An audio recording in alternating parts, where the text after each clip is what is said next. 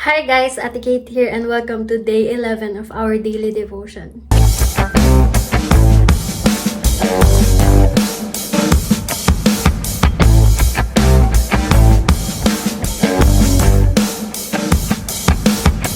Let's pray first. Lord, thank you so much for today.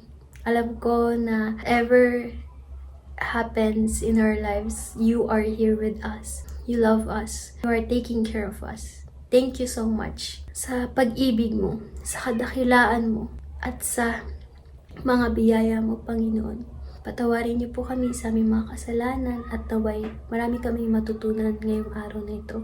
Po, Panginoon, na mag-speak at wag ako. In Jesus Christ's name we pray. Amen. We're gonna talk about Luke chapter 12 verse 7. Sabi niya, "But even the very hairs of your head are all numbered. Fear not, therefore, ye are of more value than many sparrows." I don't know kung para kanino yung Bible verse na ito, yung message na to. But don't worry if you think that God hates you because you are a sinful person and you don't have any hope anymore. Parang wala nang nagmamahal sa'yo. Pero alam mo ba na bilang ng Diyos yung bawat hibla ng iyong buhok? At mas mahalaga ka pa dun sa mga sparrow na binibenta lang dyan sa tabi o ano nang ginagawa ng mga tao. Pero God is providing their needs. God is looking at them and taking care of all of them.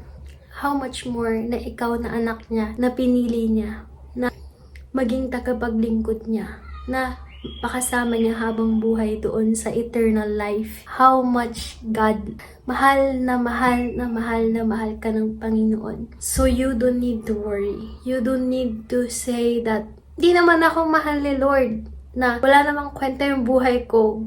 Bakit ko pa kailangan isik si Lord? Nakakahiya or ayoko na, suko na ako. Pero hindi, kapatid, mahal na mahal ka ng Panginoon at hindi siya kailanman sumusuko sa'yo. Kung bilang niya yung buhok mo, meron pang Bible verse na kahit isang hibla ng buhok mo hindi mahahawakan ng kaaway o hindi man ka magagalaw ng kahit sino mang kaaway, because you are precious to Him. You are fearfully and wonderfully made, and He has a purpose for you. He has prepared something for you. Bakit mo ba ako, Lord, laging hinahanap? Bakit ba lagi mo akong ginagabayan? Bakit ba lagi mo akong hinahayaan na makita yung mga words mo, na mapanood ko yung mga ganitong devotion? Why are you always chasing me? Even ako na yung lumalayo sa'yo. Pero alam mo yung sabi ni Lord, before the foundation of this world, I knew you. Bago ka pa ipanganak, bago ka pa kilalanin ng iyong mga magulang,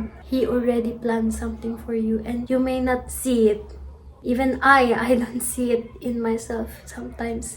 Hindi mo man nakikita kung ano yung binigay sa'yo ng Panginoon o kung ano yung nakikita niya sa'yo. Pero someday you will realize that He has something great in store of you. Merong nakaprepare na magandang promise ang Panginoon sa'yo. You have to wait on Him and keep on serving Him. Thank you for joining me today. See you tomorrow. God bless, and Ate Kate out.